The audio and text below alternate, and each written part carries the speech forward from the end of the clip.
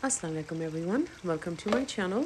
Today I'm back with another very easy and simple yet delicious chicken karahi recipe for everyone. So let's get started. Here I have a karahi and I'm going to add 1 cup of oil. If it's too much for you, you can take it out later on. Now to that, add your one whole chicken, cut it up into pieces and add that in there, and we're going to saute that or cook that on high flame till the chicken releases all its liquid. Once you see that, then we're going to continue to cook it further till all that liquid is dried up.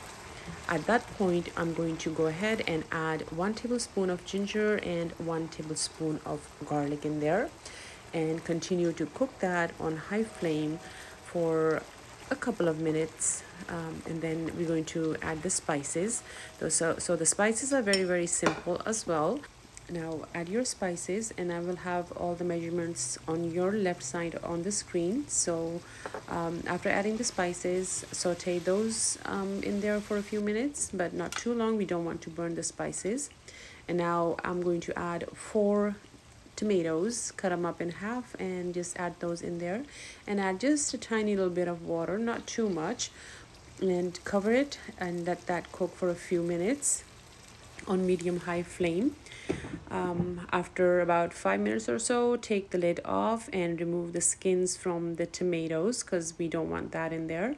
And now we're going to just cook that down on high flame.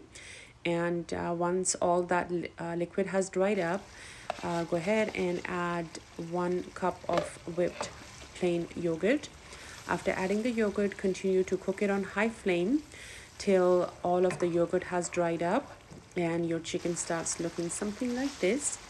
Now add your greens, your cilantro, your chili peppers, and your ginger.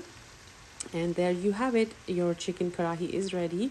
It is so good and so delicious. So if you like what you see, please like, share, and subscribe to my channel. And enjoy your chicken karahi. Thanks for watching.